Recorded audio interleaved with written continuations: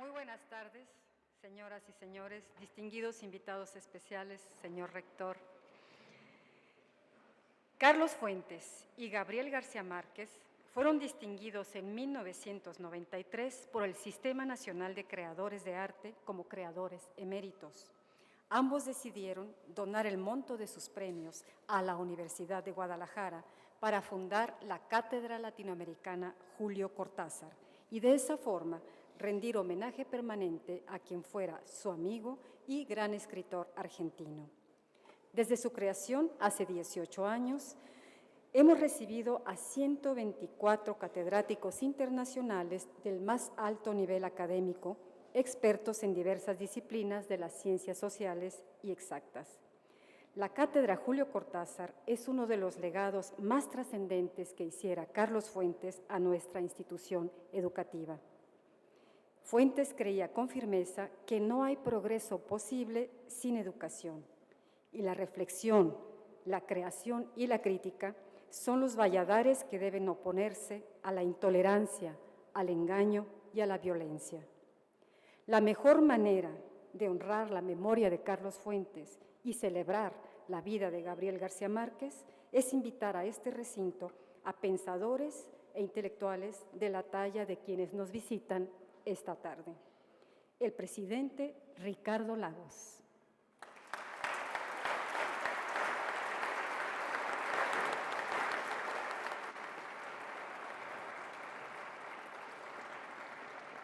Y para hacer la presentación, invitamos a Federico Reyes Heroles, notable analista político mexicano y desde hace muy poco miembro del Comité Técnico de la Cátedra Julio Cortázar. Le cedo la palabra.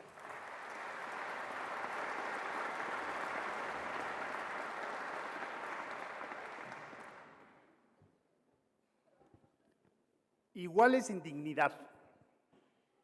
La frase no es mía, es del presidente Ricardo Lagos. Iguales en dignidad. Miró a la pantalla con el dedo índice, señaló la cámara y dijo amenazante: hablo por 15 años de silencio. Corría 1988. Augusto Pinochet había organizado un plebiscito. El dictador pensó, y no estaba del todo errado, que con una economía en crecimiento, con el desempleo a la baja, es decir, en sus planeados días de fiesta, las posibilidades de ser ratificado en el poder serían altas. Dije que no estaba del todo errado, porque si bien para fortuna de las democracias, la chilena y las de otros países, ganó el no, el sí obtuvo el 44% de la votación. Yo acudí como observador, solo habíamos 2 mexicanos, Adolfo Aguilar, que ya murió, y yo. La situación era delicada porque México y Chile habían roto relaciones diplomáticas. Estaba yo desprotegido, acompañado de amigos chilenos. Un día visité las oficinas de la Concertación, en donde se organizaba la resistencia al dictador. Ahí, en mangas de camisa, él no tiene por qué acordarse, saludé a Ricardo Lagos, al mismo personaje que había pronunciado amenazante como retando al dictador: estoy hablando por 15 años de silencio. Los latinoamericanos tenemos hoy la fortuna de poder convivir con personajes que han hecho historia. El día de hoy aquí estamos ante uno de ellos. Ricardo Lagos fue uno de los pilares de la reconstrucción de la democracia en Chile. Quizá por eso fue que Carlos Fuentes decidió sabiamente que el expresidente Lagos fuera la primera persona en acudir por segunda ocasión a esta cátedra. Lástima que Carlos no pudo estar aquí para acompañar al gran expresidente. Lo hubiera gozado muchísimo. Pero vayamos con calma, porque si bien, como dijera Sabines, el hombre es uno, Ricardo Lagos se puede desdoblar en varios personajes. Por un lado está el académico, abogado de la Universidad de Chile, que después se doctoró en economía por la Universidad de Duke en Estados Unidos, pero Lagos no solo fue una persona que recibió los títulos, no es de los que obtienen el título y se olvidan de estudiar. Doctores postrados en la comunidad de los títulos hay muchos, por el contrario. Ricardo Lagos ha hecho del estudio una forma de vida. En los afortunados encuentros que he tenido con él en el Foro Iberoamérica, creado también por Carlos Fuentes, me asombra lo informado que siempre está y la pulcritud de su razonamiento. No es gratis. Ricardo Lagos fue profesor de economía durante 15 años. La cátedra es quizá la mejor gimnasia intelectual que cualquiera puede practicar. Quizá por eso durante su campaña y durante su gestión pudo conectarse, dirían ahora los comunicólogos, de manera tan eficaz con los chilenos. En sus intervenciones siempre hay una forma dialéctica en la cual pregunta y se pregunta para así ir llevando de la mano la forma de argumentar. Pero regresemos a la academia. Antes, además de catedrático, Ricardo Lagos se abocó a la administración académica, dirigiendo la Escuela de Ciencias Políticas y Administrativas, es decir, que le tocó en suerte diseñar y seguir las rutas del proceso enseñanza-aprendizaje. Ya veremos cómo esa actividad le será muy útil en su vida. Por ese camino llegaría a la Secretaría General de la Universidad. Al dejar ese puesto, corría el año de 1972, si no mal recuerdo, Lagos continuó en la academia, ahora dirigiendo primero el Consejo y después la Facultad Latinoamericana de Ciencias Sociales, la conocida Flaxo, esa institución que tanto ha aportado al entendimiento de nuestra problemática regional. De ahí se va a Estados Unidos en calidad de profesor visitante a la Universidad de Carolina del Norte, uno de los secretos mejor guardados de las universidades en Estados Unidos, asentada además en una zona bellísima. En paralelo aparecen múltiples ensayos en revistas de gran prestigio como el Latin American Research Review, el Journal of Inter-American Studies and World Affairs, o estudios internacionales del Colegio de México, o el famoso y reconocidísimo Trimestre Económico del Fondo de Cultura. También libros de esa época y anteriores como La concentración del poder económico, Chile at the Turning Point, en coautoría con Federico Gil y Henry Landsberger, de 1979. Hasta aquí, por la ruta de nuestro personaje, uno podría desprender una clara vocación académica. No estaría uno equivocado. Pero insisto, Lagos es uno de esos casos excepcionales, como Manuel Azaña, que comprende que el pensamiento y las ideas están al servicio del ser humano, de las sociedades. Lo demás puede ser culterano o incluso lúdico, pero no es necesariamente útil para nuestros congéneres. Porque está el otro Ricardo Lagos, el político, el hombre de compromiso, quien fuera asesor de Salvador Allende, el hombre que desafió por televisión a Pinochet en plena dictadura, el que convocó a la movilización pacífica en contra de uno de los dictadores más sangrientos de nuestra época, a cuya gestión se le imputan alrededor de 30,000 detenciones, casi todos torturados, y alrededor de 3,000 desaparecidos y muertos, además de 200,000 chilenos que tuvieron que salir de su país. Así que el académico evidente mantuvo siempre un pie en la vida pública. Por eso ocupó la presidencia de la Alianza Democrática en 1983, que se convirtió en el frente democrático más amplio en contra de Pinochet. Después fundaría y sería presidente del Partido por la Democracia, uno de los partidos pilares de la Concertación que logró sacar pacíficamente al dictador, siguiendo las reglas que la propia dictadura había establecido. Pero claro, Pinochet no podía permitir tal actuación sin consecuencias y amedrentamientos.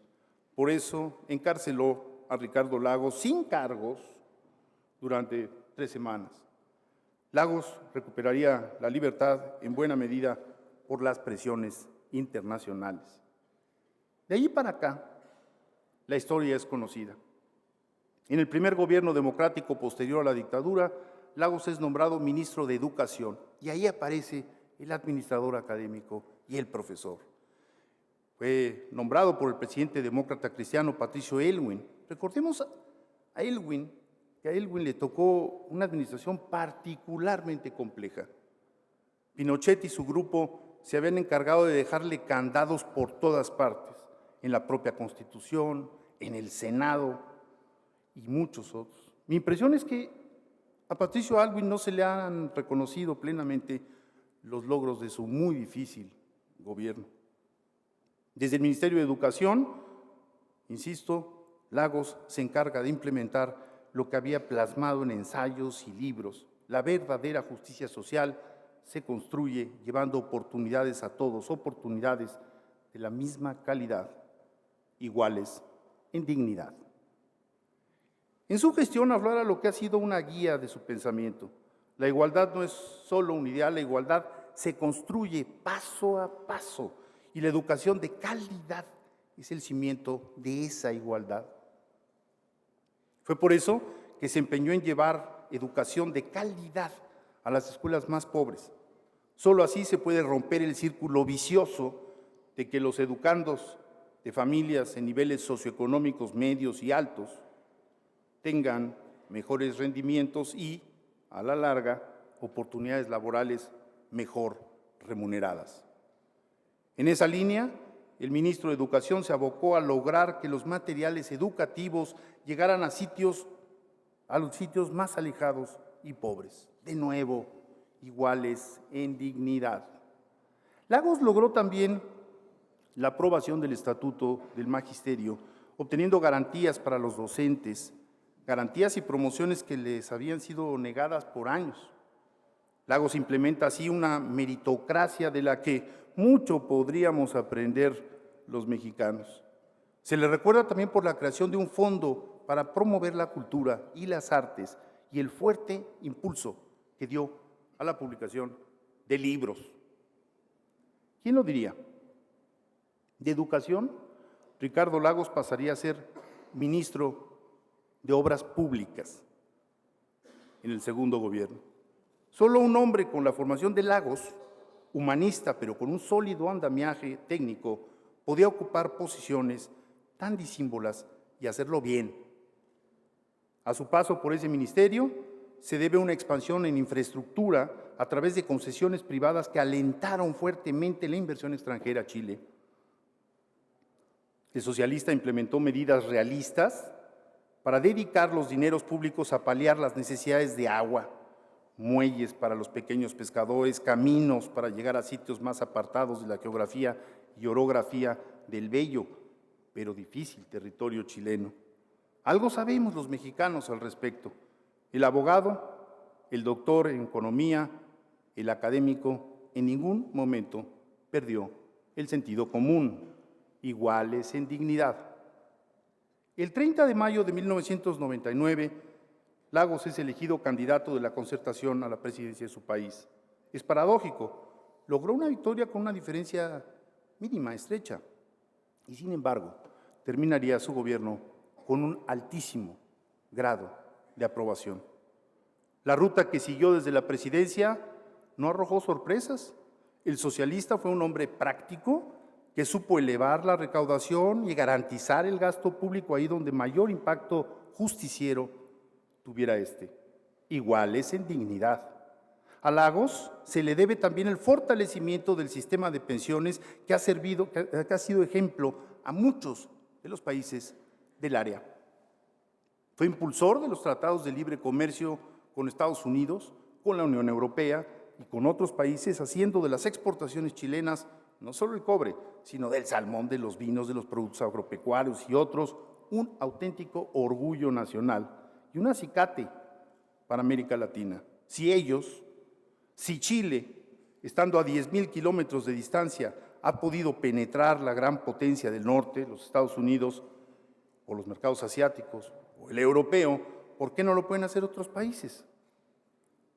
Con finanzas públicas sanas y una política fiscal progresiva y crítica de las prebendas, Lagos logró una importante reducción de la pobreza extrema y una disminución de la desigualdad. Infraestructura, educación de calidad, oportunidades iguales para todos, finanzas sanas, gasto público dirigido, ahorro, pensiones.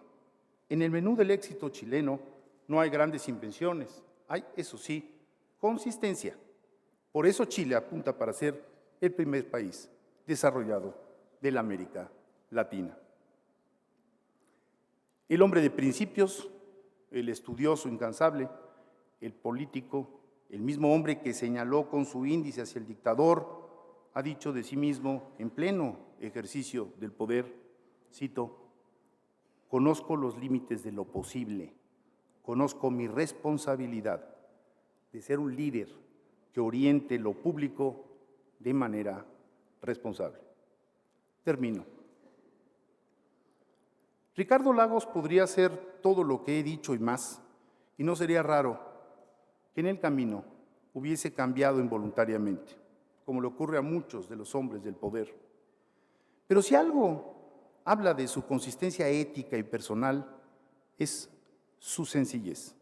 Es un hombre afable, con humor cuando es pertinente, de inteligencia amable, que no busca pleitesía, generoso, que comparte lo que sabe, lo que en el camino ha ido aprendiendo y con el cual uno se iría a comer para gozarlo.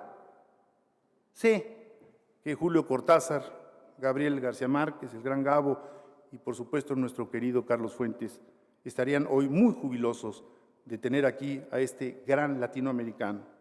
Por todo lo anterior, pido un gran aplauso para un orgullo de la América Latina, Ricardo Lagos Escobar.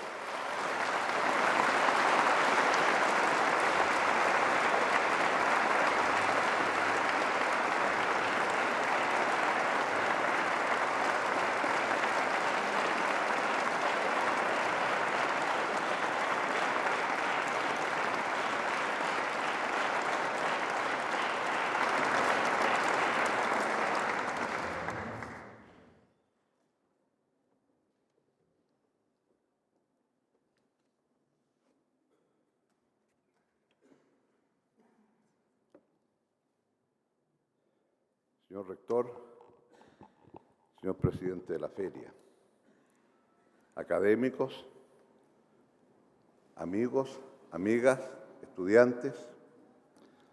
En primer lugar, quiero agradecer también la presencia aquí, en su carácter de ministro de Cultura de Chile, de Luciano Cruzcoque, que está acá encabezando la delegación de Chile, por ser Chile el país invitado a esta feria, y junto con él, al embajador y escritor de Chile en México, Roberto Ampuero. Es un honor para mí estar por segunda vez aquí, con motivo de la Cátedra Cortázar. Es un honor estar aquí, en esta cátedra que se debe a Gabriel García Márquez y a Carlos Fuentes. Un honor estar aquí, acompañado por Silvia, que también estuvo aquí hace 14 años, el 98, en noviembre, cuando con motivo de la feria en ese momento fui honrado para dar la cátedra Cortázar. En ese momento había dejado el cargo de ministro del presidente Frei y estaba en una situación poco definida, de aquel que deje el ministerio para postular a un cargo, pero oficialmente todavía no postula ese cargo, que es la presidencia de Chile. Llego ahora, 14 años después, a esta universidad, que en su momento también, y la próxima semana serán 40 años, acogió a Salvador Allende en un discurso inolvidable. Esta universidad que me acogió hace 14 años, pero digámoslo, 14 años después, del punto de vista del mundo en que vivimos, el mundo ha presenciado un cambio copernicano. Es cierto que el 98 ya había caído el muro de Berlín y vivíamos el momento de suponer que estábamos, para algunos, presenciando el fin de la historia, para otros, el período de la Pax Americana, en tanto una sola gran potencia existía en el mundo. Pero 14 años después, 14 años después, el mundo es muy distinto. Sí, no hay tal Pax Americana después del 11 de septiembre del 2001 y después de la guerra de Irak y de Afganistán, en donde se ha comprobado la limitación de que una sola gran potencia pueda imponer la paz en el mundo. Las limitaciones están a la vista, no es necesario decirlo. O como me dijera en una ocasión en una larga conversación con Chirac, Estados Unidos va a ganar la guerra de Irak, pero va a perder la paz. Para hacer la paz necesita Naciones Unidas. Pero junto con ello, el 2007 y el 2008, la más grave crisis económica desde la Gran Depresión del siglo pasado en los 30, ha asolado al mundo. Lo que comenzó como una crisis financiera debido a una crisis económica y lo que comenzó como una respuesta que se intentó en su momento, hasta el día de hoy no se ve salida. Lo que está claro es que esta crisis marcó un antes y un después, en mi concepto, para la ideología neoliberal. No en vano, Banco Mundial y Fondo Monetario, las instituciones emblemáticas de una cierta concepción ideológica de cómo manejar la economía, ha mutado fuertemente su orientación. Y hoy es otro el norte de esas entidades.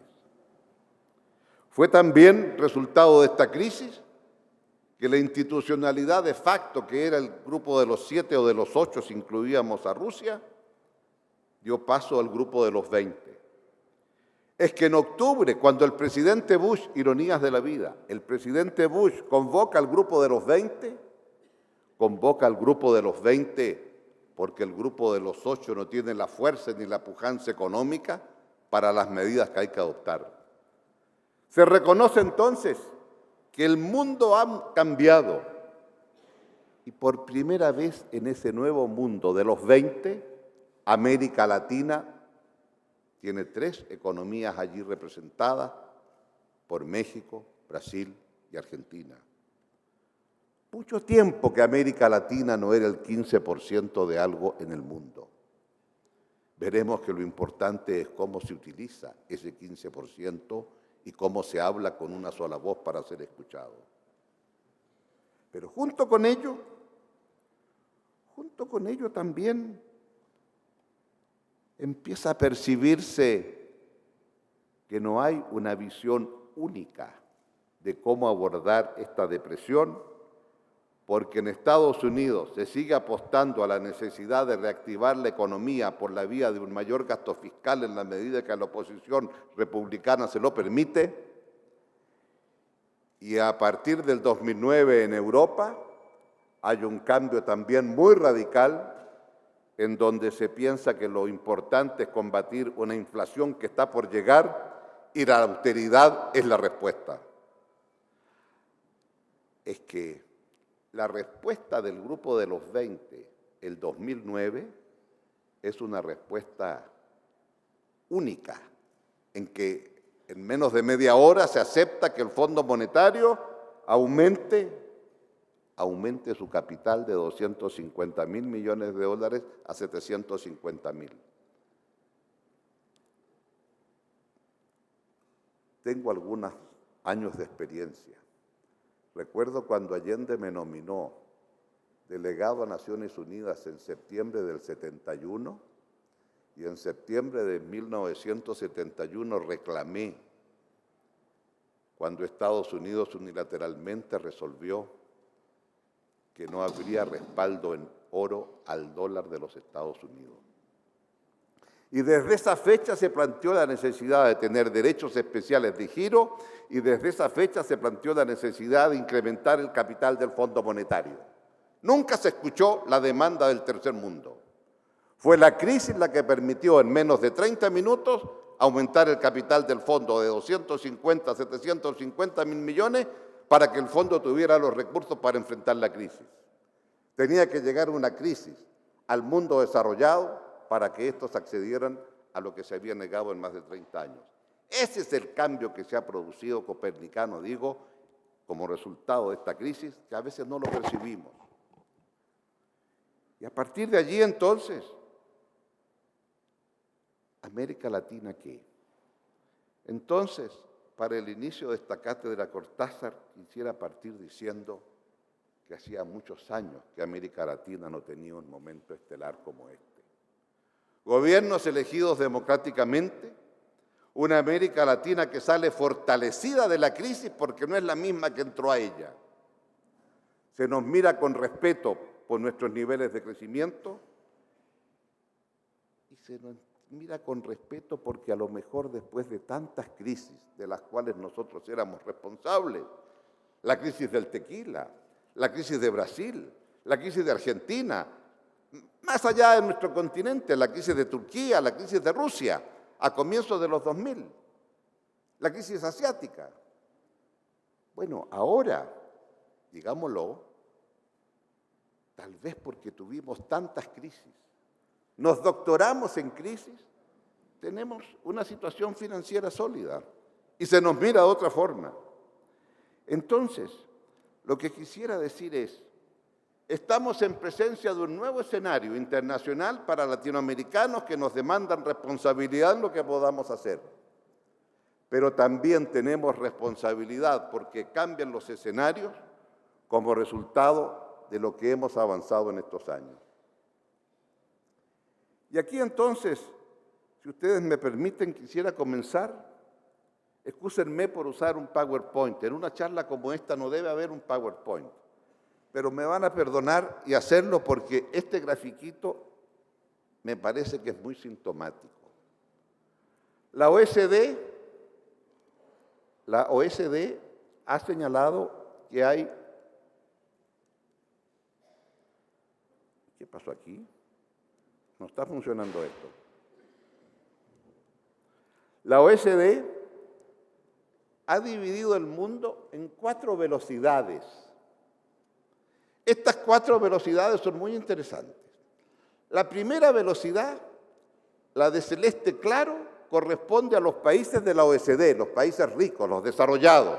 Ahí está Canadá, Estados Unidos, la Unión Europea, Australia, Nueva Zelanda. Luego está una categoría que la OECD llama países convergentes, porque son países que crecen a más del doble que los países de la OECD. Fíjese, a más del doble que la media de los países de la OECD. Son convergentes, porque si usted crece al más del doble que el otro, en un momento va a converger, lo va a alcanzar. Y ahí entonces, los únicos convergentes, China, algunos pocos en el Asia, y van a creer ustedes que este es un aviso comercial que estoy pasando. Miren ustedes América Latina, allá arriba está Trinidad y Tobago con el petróleo, y acá abajo está esta larga y angosta faja de tierra que se llama Chile. El único convergente de esa parte. Y así termina el siglo XX. Luego hay un tercer grupo de países, que son los países que están batallando, struggling. Batallando porque tienen un crecimiento mayor que la OECD, pero que no lo dobla. Y en consecuencia, ahí está el grueso de América Latina, México y todo el resto, batallando. Se crece más que la OECD, pero no lo doblamos.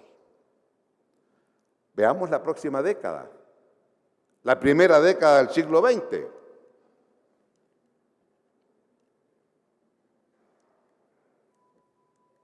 ¿Me está funcionando bien esto? Estamos graves. Ahí está. Miren ustedes el mundo en la primera década del siglo XX. Mire usted lo que pasa en América del Sur. Todos menos un país convergen. Miren allá lejos. Unión Soviética, Rusia hoy, India, China, prácticamente todo el Asia. Y miren lo que ocurre en África. Sí, es cierto, esto en gran medida es el poder de compra y la demanda de China. Pero juegue usted entre estos dos mundos y verá entonces cuáles son las características que tenemos. Es muy impresionante ver esto versus el periodo anterior.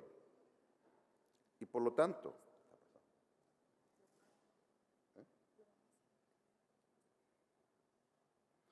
y en consecuencia, lo que quiero decir aquí es que tiene América Latina que saber aprovechar este momento. Y una sola reflexión: ¿cuánto tiempo va a durar la demanda china? Podemos, en una pincelada muy rápida, decir, ¿por qué no nos vamos a otra época en la historia de la humanidad? Cuando termina la guerra civil en Estados Unidos, cuando Bismarck hace la unificación alemana, cuando Inglaterra es presidida en el imperio por la reina Victoria, y ahí entonces el mundo tuvo 40 años de un tremendo crecimiento económico y en donde las materias primas pasan a tener niveles altísimos. ¿Y ahora cuánto durará? Entendamos entonces que esta primera década del siglo respecto de los países que venían convergiendo, que es la gran mayoría, ¿cuánto tiempo más seguirán convergiendo gracias a la demanda china? Es una interrogación. Pero si el mundo hoy anda más rápido, si ayer se demoró 40 años ese tremendo salto, ¿podrá demorarse 20? Y si es así, nos queda entonces un largo camino por recorrer y aprovechar. Sin embargo, permítanme una interrupción breve, porque es muy fundamental para lo que quiero decir. Ha habido también, y hemos aprendido, un cambio de paradigma. Durante muchos años se nos dijo, aumente el ingreso por habitante y va usted a mejorar los indicadores económicos y sociales. Y es lo que tiene usted aquí en este cuadro. Aquí está el ingreso por habitante desde 0, 10.000, 20.000 dólares por habitante, 30.000, 40.000 dólares por habitante. Y una línea imaginaria para los efectos de presentación que la coloqué en los 20.000. No alcanzan ustedes a leerlo, pero me van a creer que todos estos son países, todos los países. Para los efectos de una presentación que hice en Chile, dije, este es Chile. Y aquí está. Estos son nuestros dólares por habitante, más o menos 15.000. Y mire usted, acá está la esperanza de vida. Mire usted qué interesante. El indicador que estoy adaptando como indicador económico-social es la esperanza de vida. Pude haber tomado otros indicadores económicos sociales, pero quedémonos con la esperanza de vida. Lo que dice este cuadro es muy simple. A medida que usted va creciendo y aumenta el ingreso por habitante, la esperanza de vida le va aumentando. Mire usted aquí cómo está esta curva, que va aumentando la esperanza de vida. Hasta un cierto nivel, porque de aquí para acá son todos países, de aquí para acá, todos países desarrollados. Y lo que quiero compartir con ustedes es que cuando usted llega a más de 20.000 dólares por habitante, lo que determina la mejora en indicadores económicos sociales no es el ingreso por habitante, sino cómo se distribuye el ingreso entre los habitantes, que es muy distinto. Hoy acá, para el solo efecto, he ordenado los países ricos por la brecha de ingresos entre el quintil más rico y los más pobres de los países desarrollados. El país más igualitario de los países desarrollados es Japón, que el quintil más rico no alcanza a ser 4 veces la media del quintil más pobre. Y en este gráfico, quien aparece como el país más desigual, fuera de Singapur, que es este, es Estados Unidos, en donde el quintil más rico es más de 8 veces el quintil más pobre después de impuestos. Y por cierto, ahí está Finlandia, Noruega, Suecia, Dinamarca, los escandinavos, como podemos esperar, que son los países con un alto nivel de igualdad en su nivel de ingresos. Y luego siguen los países europeos como Austria, Bélgica, Alemania, etc. Veamos lo que les digo.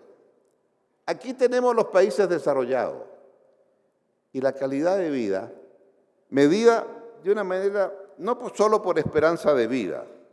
Aquí estamos midiendo el índice de los problemas sociales y de salud. Y ese es los países con peor indicador y los países con mejor indicador. Vean ustedes los países. Ahí está Portugal, ahí está Estados Unidos, ahí está el Reino Unido, ahí está Japón, ahí está Suecia, etc. No hay relación entre los que tienen peor o los que tienen mejor indicadores, y aquí está 20.000, 25, 30, 35, 40 mil dólares por habitante. No hay relación entre los que tienen peores indicadores y más alto ingreso, ninguna. Y miren este cuadro. Ahí hemos establecido los países por mejor y peor distribución de ingresos, y ahí hemos establecido los países con mejor y peor indicadores de salud y de problemas sociales. Y mire usted la correlación exacta prácticamente en esta curva. El país con peores indicadores económicos sociales, Estados Unidos, es el que tiene el más alto ingreso por habitante. El más alto ingreso por habitante, pero con la peor distribución. Y mire usted dónde está Japón. Y ahí, claro, los escandinavos. Entonces, la tesis central de mi argumentación hoy es, y la pregunta clave, ¿dónde queremos estar los países latinoamericanos cuando pasemos los 20.000 dólares por habitante? ¿Queremos estar en cuál grupo? ¿En este grupo de aquí o en este grupo de acá? Está claro dónde queremos estar, ¿verdad? Queremos estar en los que tienen mejores indicadores. Lo único malo es que hoy nuestra distribución de ingresos corresponde a esto. Y por lo tanto, tenemos un largo camino por recorrer. O si ustedes quieren, para decirlo de otra manera, es indispensable entonces poder tener nosotros una mejora sustancial. Veamos el futuro y recurramos al Fondo Monetario. Aquí está el Producto Interno Bruto por habitante en paridad de poder de compra, las últimas cifras del Fondo Monetario de abril del 2012. ¿Y qué es lo que nos dice? Bueno, que Argentina va a estar el 2017 con 23.400 dólares por habitante de seguir las cosas como van. Brasil con 15.500, Chile con 23.200, Colombia con 13.700, México con 18.600, ya va a estar a puerta de los 20.000, Perú con 14.000, Uruguay con 20.000, Venezuela con 14.900. Los principales países van a estar entonces, según el Fondo Monetario, entre los próximos 5 y 10 años, por sobre los 20.000. Y veamos estos mismos países en lo que distribución de ingresos se refiere. Y aquí estamos. Una forma de medir, y no voy a explicar acá a esta audiencia que lo saben mejor que yo, que un índice de indicación de distribución de ingresos es el índice de Gini, en donde el 1 es la desigualdad absoluta y el 0 es la igualdad absoluta, y en donde los países latinoamericanos están, véanlo ustedes allí, Argentina con un índice de 50, Brasil con un índice sobre 55, 56, Chile por 49, 48, Colombia, etcétera, etcétera, y ahí están. Lo grave de este índice no es la desigualdad que tenemos. Lo grave de este índice es que no hay diferencias en América Latina antes y después de pagar los impuestos. Y nos queremos comparar con la OECD, pero en la OECD, mire usted la OECD, La desigualdad que tiene la OECD es bien parecida por aquí, anda por 45 más o menos. Chile aparece ahí por 46, 47, ¿se da cuenta? Pero el azul es la distribución de ingresos antes de impuestos. Y esta flechita blanca es la distribución de ingresos después de pagar impuestos. Mire la diferencia en la OECD. De 48, 46, baja a 29. En cambio, mire el triste récord latinoamericano. Prácticamente no hay diferencias antes y después de impuestos. Colombia un poquitito. El resto, vea usted. Entonces, la tesis que quiero compartir con ustedes hoy es que América Latina está obligada a abordar este como el tema fundamental en la próxima década. ¿Por qué? Porque gracias a lo que nos ha ocurrido en el último tiempo, América Latina pasa por un periodo excepcional de crecimiento. Pero es que estamos llegando a un momento en donde descubrimos que el crecimiento no es suficiente para mantener mejoras en el nivel de vida de nuestra población. Y lo que sí tenemos en toda nuestra América hoy es una emergente clase media en países que tienen ingresos medios, que nos colocan en otra etapa de nuestro crecimiento. Y por lo tanto, esta emergente clase media, primero, no quiere volver atrás. Segundo, tiene temores.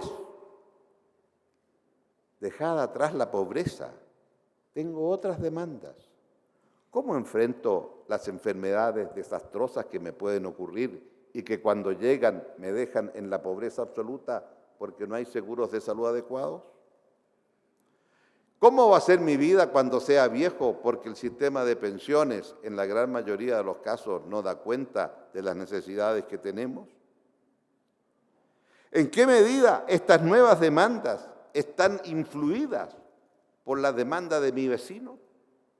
Y en consecuencia, las demandas que se empiezan a hacer son crecientes. ¿Y en qué medida incurrimos entonces en enormes endeudamientos para poder mantener y satisfacer demandas?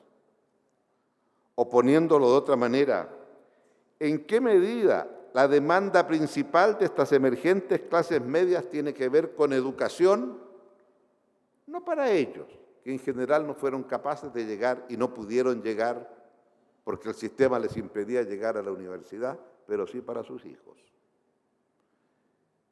Y en Chile estamos muy orgullosos que hoy, de 200.000 jóvenes en la enseñanza del año 90 superior, pasamos a 1.100.000. Estamos orgullosos que de 10 jóvenes que están en educación superior, 7 son primera generación en su familia.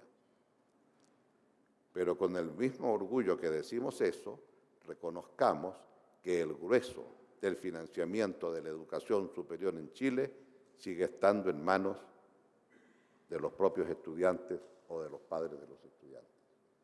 Y los estudiantes que protestan en las calles es porque no están satisfechos. Y las manifestaciones más grandes que hubo el año pasado, cuando salieron a protestar con sus padres y sus abuelos. Es decir, es una demanda de sectores medios que ponen la educación con la demanda fundamental. Y es claro, es más fácil bajar la pobreza en Chile de 40 a 11% o a 14%, según sean las cifras que queramos usar, a poder generar niveles educacionales que saltan de 200.000 a 1.100.000 si no hay una mayor participación del dinero fiscal. Y eso quiere decir impuestos. Entonces, acá creo que nos enfrentamos a un conjunto de definiciones muy grandes como América Latina, en que yo diría que hay 7 desafíos para pasarlos en términos telegráficos. Primer desafío, democracia 2.0. ¿Qué quiero decir? ¿Cómo somos capaces de hacer conjuntamente 2 desafíos a nivel de nuestras instituciones políticas? Primero, instituciones políticas en donde existe el Estado de Derecho, donde existe alternancia en el poder, donde existen elecciones transparentes, todo eso lo doy por dado. Hemos avanzado. Pero ¿cómo tenemos sistemas políticos que reflejen adecuadamente la voluntad ciudadana y sistemas electorales que den cuenta de mayorías y minorías? Y más importante, mucho más importante, al decir democracia 2.0, que no es un problema solo de América Latina, por cierto, cómo tenemos instituciones políticas que permitan generar una participación mucho mayor a la ciudadanía de lo que es la simple participación de votar cada 4 o 5 o 6 años. Y por lo tanto, aquí estamos, yo creo, en medio de una gran ola producto de las nuevas tecnologías de información que aún no sabemos dónde va a concluir y cómo va a terminar, pero que va a significar un cambio en las instituciones políticas tan profundo como el cambio en las instituciones políticas lo produjo la imprenta de Gutenberg. Sí, señor, pasaron más de 250 años después de la imprenta de Gutenberg para que alguien pensara que era posible tener un diario. Y el Times de Londres es del año 1702. Es muy problemático sacar un diario, ¿eh? Porque ¿qué pone usted en el diario? Los temas de interés público que le interesan a todos. Es que si usted pone en un diario los temas de interés público que le interesan a todos, ¿por qué va a seguir gobernando el señor rey con su corte? Si todos sabemos ahora cuáles son los temas de interés público. Entonces hay unos filósofos al otro lado de Inglaterra, en Europa, un señor Montesquieu, un señor Rousseau, un señor Voltaire, que dicen, bueno, ¿y por qué no tenemos democracia? ¿Por qué no elegimos nosotros ahora? Claro, vamos a elegir solamente a aquellos que sepan leer y escribir y que tengan propiedad, ¿no? Porque los que se interesan de los temas públicos son los que tienen propiedad. Está bien, había un voto censitario, solo votaba el que podía demostrar tener propiedad. Pero esa es la evolución del sistema democrático, en que después llega la radio y no es necesario leer para saber los temas públicos y le damos voto a los analfabetos. Después entendemos que también tienen que votar las mujeres, la otra mitad que es muy importante, pero siempre hay un líder, que es el líder político que habla, explica y la ciudadanía elige entre distintos líderes. ¿Qué hace las tecnologías de información distinto? Todos hemos vuelto hoy a la plaza de Atenas. Sí, la Atenas de Pericles, claro, no la de ahora. Porque allí, en Atenas, el ciudadano se paraba, argumentaba y otro ciudadano le respondía. Entre los 150 o 200 atenienses que se juntaban en la plaza a debatir en democracia los temas públicos. Hoy, con las tecnologías de información, yo digo, volvimos a la plaza de Atenas, pero ya no somos 200, sino que somos millones. Porque usted no alcanza todavía a estar en medio de una cátedra Cortázar explicando esto, cuando los que están viendo esto en la televisión de la universidad o en la web de la universidad deben estar mandando todo tipo de Twitter o Facebook. Y este señor Lagos, ¿qué se cree que nos viene a decir las tareas futuras? ¿Por qué el señor Lagos no hizo todas estas cosas cuando fue presidente? Claro, es otra forma de entender cómo usted se comunica. Y escúchenme, no sé cómo va a ser el sistema político que va a emerger cuando todos emitimos ideas, no solamente los líderes, y todos recibimos ideas de otros. Tarea para los cientistas políticos. Lo segundo que digo, de la gradualidad a la revolución en educación y que tiene que ver con el tema que les acabo de plantear. ¿Cómo vamos a financiar una educación adecuada en donde la ciudadanía no sienta que el que su hijo quedó en la universidad porque tuvo éxito en las pruebas no es un peso para la familia porque la familia no puede pagar? Y eso es una tarea que tenemos en toda nuestra América. Como dijo el presidente Santos en una visita que hizo el año pasado a Chile, en medio de los conflictos estudiantiles, le preguntaron los periodistas y el presidente Santos dijo, creo que Chile siempre va primero, y en esto también va primero, pero creo que a poco andar nosotros vamos a tener una situación parecida. 2 meses después había huelgas estudiantiles en Colombia y el presidente Santos tuvo que hacer algunos ajustes para resolver el problema. Tercero, avanzar hacia una sociedad de garantías y obligaciones. ¿Qué quiero decir con esto? Todas nuestras constituciones garantizan derechos. Derecho a la educación, derecho a la salud, derecho al empleo, muchos derechos. La pregunta que tenemos que hacernos, ¿y cuántos de estos derechos se pueden ejercer efectivamente? ¿Cuántos son meras declaraciones de la voluntad del legislador? Podemos pasar a una sociedad de garantías, donde el ciudadano puede impetrar que ese derecho se le garantice efectivamente mediante tribunales y justicia. Es una etapa superior. Lo digo porque hicimos una experiencia en Chile respecto a la salud, en que decidimos garantizar la atención de 56 patologías en el servicio público de salud y que lo hicimos también extensivo para el sistema privado de salud. Y garantizamos 56 patologías que daban cuenta del 70% de las atenciones. Y en donde la garantía consiste en que estamos garantizando 3 cosas: hospital de calidad o clínica de calidad. 2, la necesidad de un periodo determinado de tiempo en el cual usted tiene que ser atendido con un máximo de X meses. Y 3, si usted no puede hacer un copago de acuerdo a sus ingresos, el copago lo hace el Estado. Y si esas 3 cosas no ocurren ni están garantidas, y si el plazo del tiempo es mayor, usted puede ir y exigir una atención a los tribunales. Es un cambio, pasar de una sociedad de derechos a una sociedad de garantías. Pero eso implica también una contraparte que son las obligaciones del ciudadano. Cuarto gran desafío para la región: ¿cómo América Latina va a ser capaz de entender que el mundo cambia y que el mundo del que era en el pasado del Mediterráneo se trasladó al Atlántico Norte después de la Segunda Guerra Mundial y ahora se traslada al Pacífico? Y cómo América Latina entonces es un nodo que está en condiciones de aprovechar y enfrentar esta nueva realidad.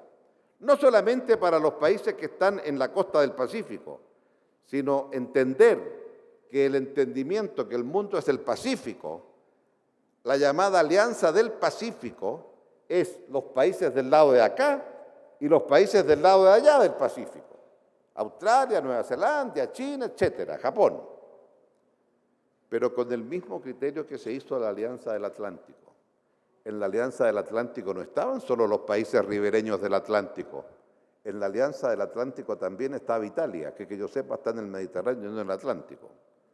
Lo que quiero decir, tenemos como América Latina que entender que cuando hablamos de cómo integramos una alianza atlántica del Pacífico en sentido amplio, tenemos que tener también, no digo el caso de México que es ribereño con ambos océanos, pero sí digo cómo usted incorpora a países como Brasil, como Argentina, etc.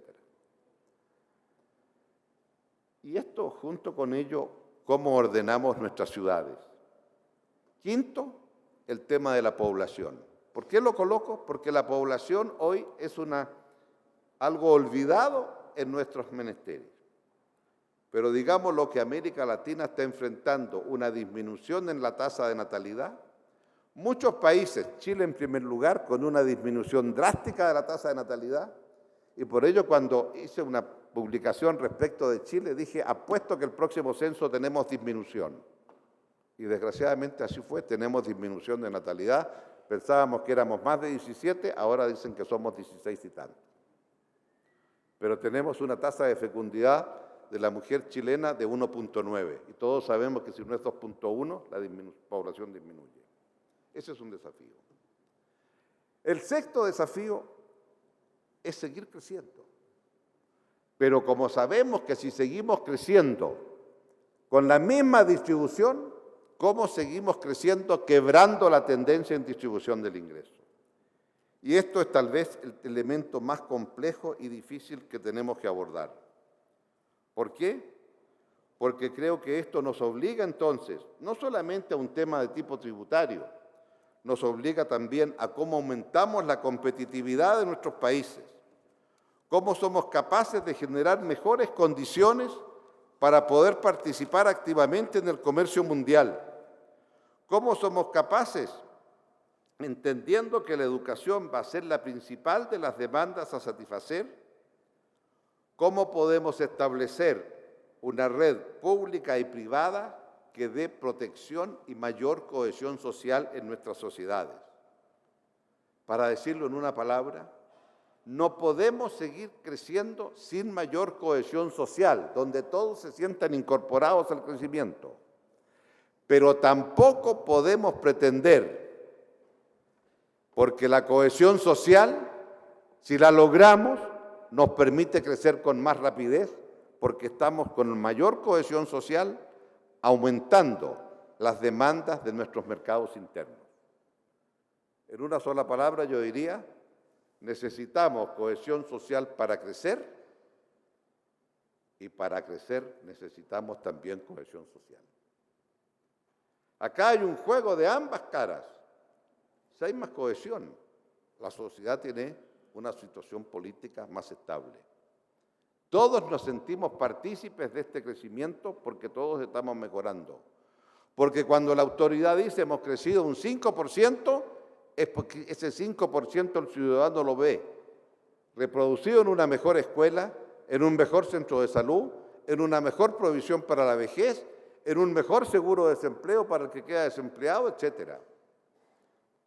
Si eso no ocurre, y desgraciadamente las indicaciones señalan que el mundo va hacia una mayor concentración en los ingresos y no hacia una mayor cohesión.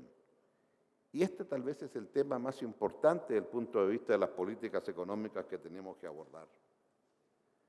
Y por lo tanto, si en el pasado bastaba con crecer más para mejorar los indicadores económicos sociales, ahora la calidad y la forma como crecemos para quebrar la tendencia en la distribución pasa a ser el elemento número uno para los países a medida que nos acercamos a esa cifra un tanto mítica de los 20, 22 mil dólares por habitante. Y por cierto, junto con aquello, sabemos, porque lo hemos aprendido, que seguiremos teniendo políticas macroeconómicas responsables, seguiremos sabiendo que el tener balance estructural no es de izquierdas ni de derechas, sino que simplemente es un elemento indispensable para que la economía se maneje y se maneje bien. Pero junto con ello, tenemos también que entender que muchos países han sido incapaces de dar el salto del ingreso medio a los 20 a 25 mil dólares, por lo que muchos llaman la trampa de los países de ingreso medio. Esto es, países que se acercan, pero no son capaces de aumentar competitividad.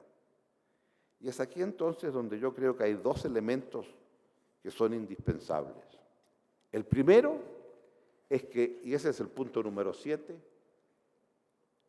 el punto número 7 no es solamente el tema de energías renovables, sino el tema del cambio climático. ¿Por qué?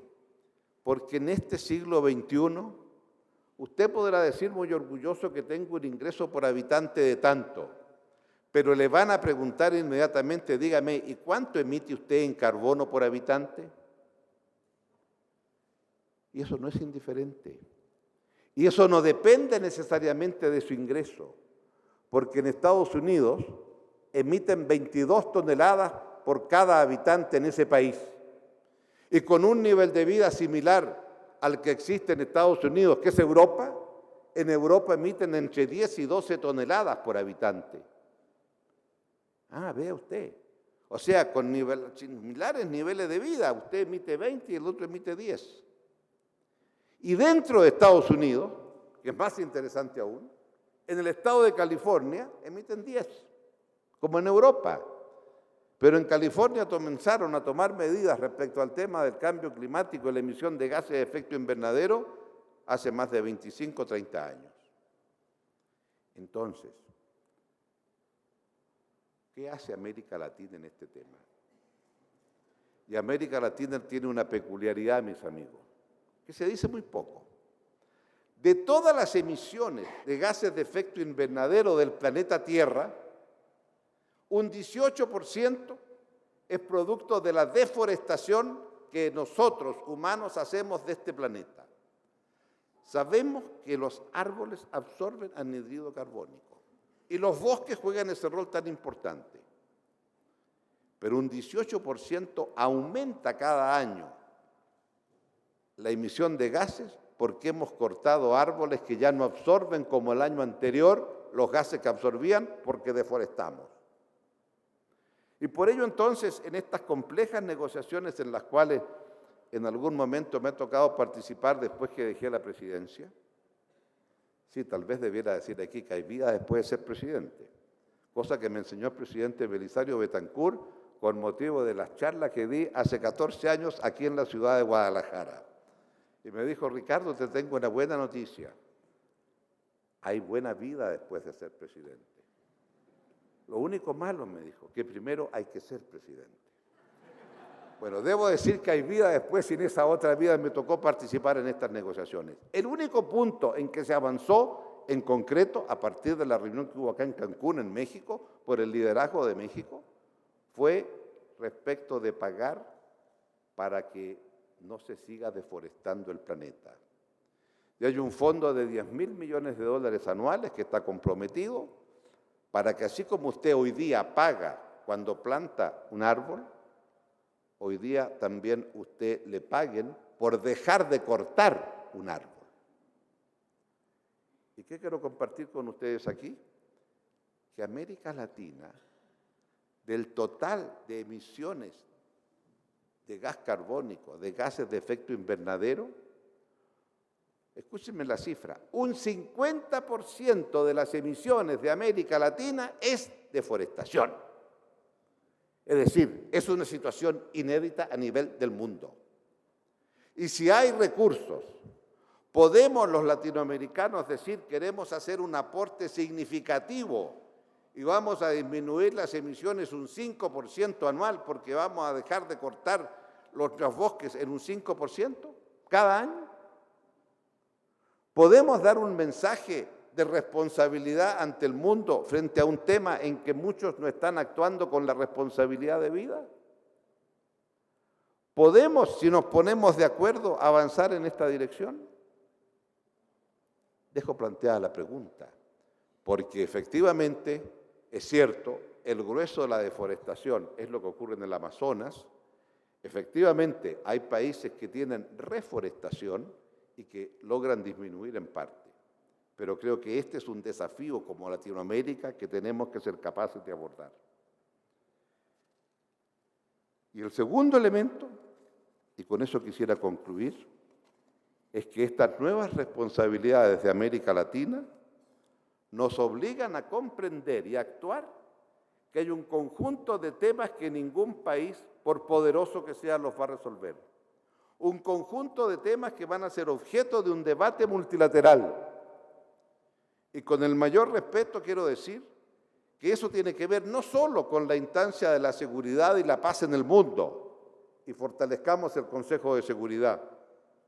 Eso tiene que ver también con temas que aquí, en este país, son tremendamente importantes y significativos.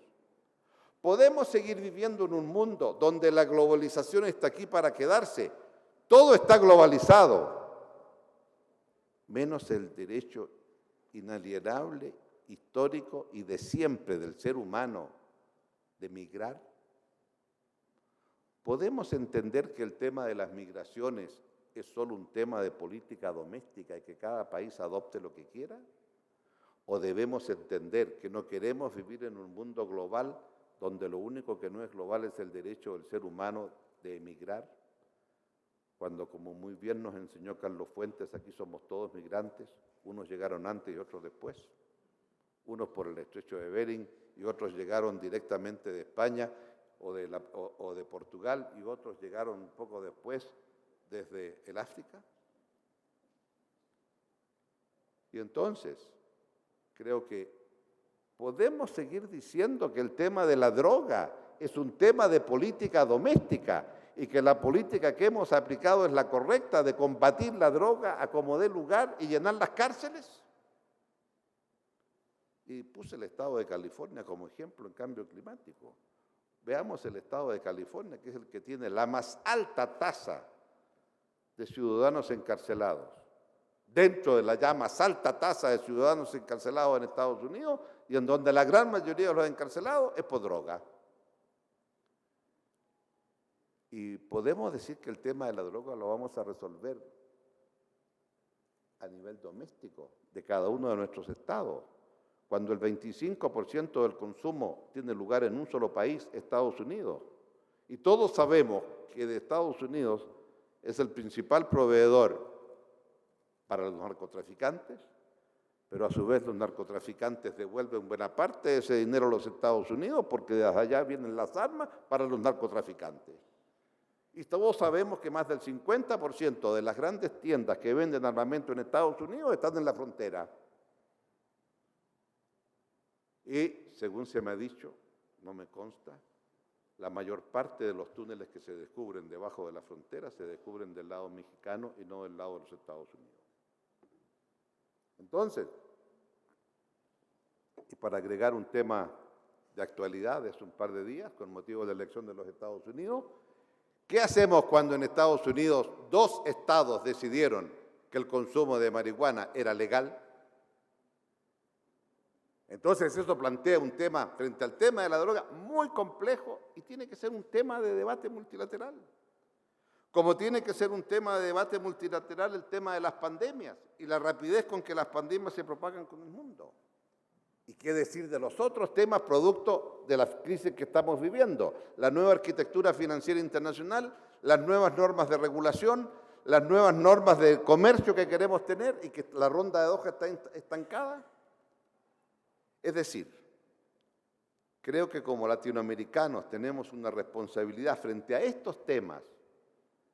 Creo que hizo bien el presidente Santos cuando logró colocar el tema de la droga en la última cumbre de las Américas en Cartagena de India. E hizo bien, habla bien del presidente Obama cuando aceptó que el tema por lo menos estuviera en la agenda. Por primera vez Estados Unidos acepta que ese tema esté en la agenda. No digo que va a aceptar las soluciones, pero por lo menos se acepta que eso se pueda discutir en un foro multilateral. En suma, lo que quiero decir es lo siguiente. América Latina, si logra hablar con una sola voz, va a ser más escuchada. Y más escuchada quiere decir que tenemos que luchar entonces por un mundo en donde la globalización tenga reglas, donde las reglas se ponen entre todos los países. O vamos a llegar a un mundo en que la globalización va a ser un G2 de solo 2 países. 2 países continentes, es cierto. O vamos a poder tener algo que decir en el grupo de los 20 sobre cada uno de estos temas multilaterales. Porque de la forma como abordemos esos temas, es la forma como América Latina podrá incorporarse de una manera más sólida a participar a plenitud en un mundo mejor. Y creo entonces, cuando digo lo del cambio climático, América Latina puede incidir si somos capaces de dar el ejemplo en algo, si somos capaces de asumir nuestras propias responsabilidades. Y una reflexión muy personal. Cuando nos tocó enfrentar el tema de la guerra de Irak en marzo del 2003, me pareció esencial decir con claridad, dentro del Consejo de Seguridad, todo. Fuera del Consejo de Seguridad, nada. Porque un país pequeño como Chile quiere reglas internacionales claras y un Estado de Derecho a nivel internacional. Si no, las reglas las ponen los más poderosos. Así ha sido siempre. Y ahora, en esta etapa del desarrollo de la humanidad, creo que tenemos derecho a decir cómo somos capaces de avanzar en este conjunto de temas que he descrito, que ningún país, por poderoso que sea, los puede abordar. Y como ninguno por sí solo los puede abordar, el diálogo es indispensable. Pero eso comienza también por hacernos nosotros, latinoamericanos, cargo de nuestros propios temas. Por eso, cuando ese mismo Consejo de Seguridad, 9 meses después dijo necesitamos tropas en Haití, colocamos en 72 horas, Chile, miembro del Consejo de Seguridad, tropas en Haití. El no que dijimos para mandar tropas a Irak fue un sí cuando ese mismo Consejo las pide para Haití. Y me parecía que responsabilidad como latinoamericanos era responder de inmediato para hacernos cargo nosotros de un país que está en América Latina y el Caribe. Sí, yo sé. Europa no fue capaz de hacerse cargo de Kosovo y en Kosovo terminó interviniendo Estados Unidos para poder resolver aquello. Pero porque nosotros tomamos la iniciativa, hoy un general brasileño preside las fuerzas de seguridad en Haití y de nuevo hay un chileno a cargo de la misión de Naciones Unidas en Haití. Creo entonces que el otro y último gran desafío es cómo vamos a ser capaces de ejercer nosotros latinoamericanos este tremendo desafío que tenemos. Vivir en un momento estelar en que América Latina está avanzando, en que tenemos la casa un poquito mejor que antes y más en orden, en que no somos responsables de esta crisis, sino que más bien queremos ser parte de la solución de esta crisis, a partir de lo que hemos logrado. Y a partir de allí adentrarnos entonces en un mundo multilateral, en donde la demanda que se hace sobre nuestros pueblos es que nuestros gobernantes actúen con una sola voz para ser escuchados en la construcción de un mundo más justo. Así como hemos aprendido a avanzar para construir un mundo mejor al interior de nuestros países, tratemos entonces de poner esta experiencia para un mundo mejor que podamos tener en este mundo que se nos aproxima. El siglo XX fue un siglo trágico del punto de vista del ser humano.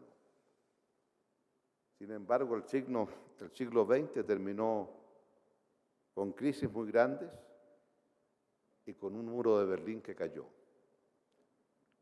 El siglo XXI se abre con una gran crisis.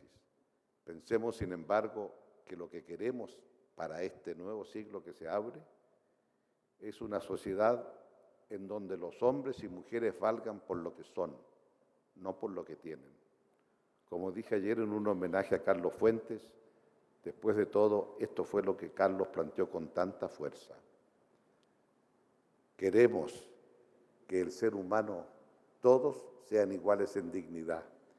Y ser iguales en dignidad quiere decir que el ser humano pueda valer por lo que es, no por lo que tiene.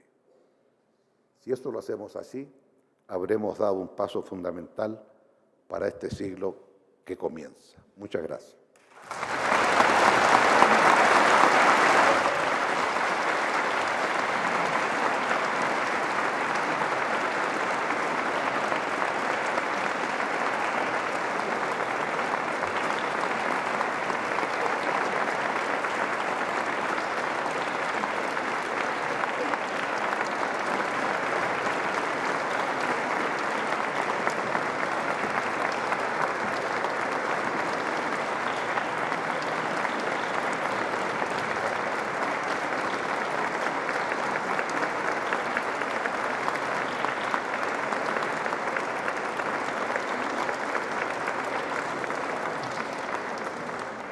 Muchas gracias a nuestros ponentes de lujo del día de hoy y con esta magnífica sesión cerramos el programa académico 2012 de la Cátedra Latinoamericana Julio Cortázar.